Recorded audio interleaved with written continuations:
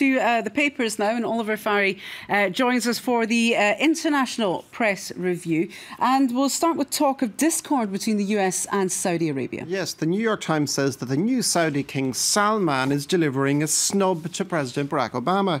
He will not be attending meetings at the White House this week or a summit in Camp David. The reason is Riyadh's apparent displeasure over the US's rapprochement with Iran, Saudi Arabia's big regional rival.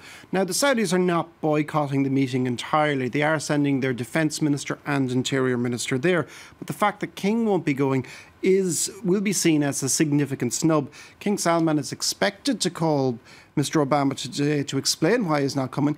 Now, he did actually tell Secretary of State John Kerry last week he was looking forward to his visit to the United States. Oman and Emirati leaders will also be absent, but they actually have good excuses, citing health reasons. The Times quotes Karim Sajadpour, an Iranian specialist with the Carnegie Endowment for International Peace, who says the Saudis don't really have any options anyway. As upset as the Saudis are, they don't have a viable alternative strategic partnership in Moscow or Beijing. Staying with the Times, they're also running an article on the brother of presidential candidate Hillary Clinton. That's right. Last week we talked here about a Washington Post story about the connections between the Clintons and the Canadian businessman Frank Giustra. Here's another potentially awkward relationship. Tony Rodham is the youngest brother of Hillary Clinton, which the Times says has been his calling card since the days of the Clinton White House. But his business dealings have often invited public scrutiny and uncomfortable questions for the Clintons, as Mr. Rodham has, quote, cycled through a variety of ventures, leveraging his ties to them and sometimes directly seeking their help. One of the cases it cites is a failed $22 million plan to rebuild houses after the Haiti earthquake. Mr. Rodham promised Haitians that he would get the money from the Clinton Foundation, which in turn says it had no knowledge whatsoever of the plan. Bill Clinton also got his brother-in-law a $72,000 a year job with his friend Terry McAuliffe when Mr. Rodham was short on cash. There's no suggestion that he's been involved in serious criminal activity, and Hillary Clinton has always spoken fondly of her brothers. However, his history of failed business ventures and dependency on his sister and brother-in-law indicate he could be a liability in the future.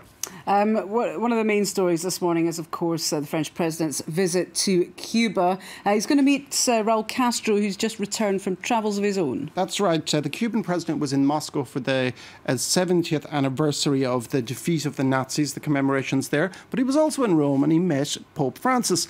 The Cuban state newspaper Granma reports the pair had a 55-minute meeting. The Pope has been widely credited with facilitating the thaw between the US and Cuba. Granma also points out that Castro's audience with the Pope at 55 minutes was 3 minutes longer than Barack Obama's in March last year. Now, The Independent also carries the story and mentions Raul Castro's quip that he might be moved to return to the bosom of the church. That's conspicuously absent from Granma's report, in Spanish, of course.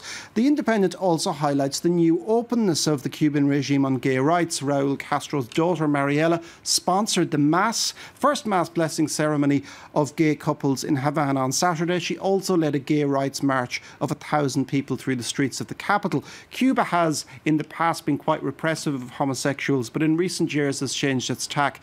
2 years ago, former President Fidel Castro, in an interview with a Mexican newspaper, apologised for the mistreating of gay men and women in Cuba after the revolution.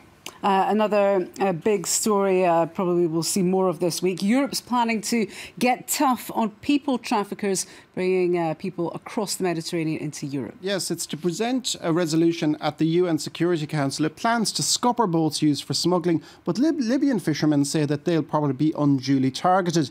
The Guardian asks, how will the EU decide which boats to sink? It quotes one fisherman who says no one has smuggler written across their chest. Anyone can organise a smuggling trip. The New York Times, in its editorial, criticises the magical thinking on migrants. It says military intervention of this sort would be a grave mistake. A far better and obvious way to put the smugglers out of business would be to make migration to Europe safe and legal. And just quickly, Oliver, Mother's Day yesterday in some parts of the world. Can you tell us how famous people were celebrating that? Ajax Amsterdam, the Dutch football club, played their final game of the season, and they had the players led out by their mothers before the 3-0 win over Cambuur Leeuwarden. We see here the club's Finnish captain Niklas Moisander walking out with his mother. It was an emotional day for him, his last home game for the club. The Guardian says the presence of the players' mums must have had a positive effect on discipline because Ajax did not pick up a single yellow card. Oh, good news indeed. Thanks very much. Oliver Farry with the press review, Stephen Carroll with the business, and I'm back in just a few moments' time. We're going to continue our special coverage here on Live from Paris of François Hollande's visit to Cuba. Stay with us.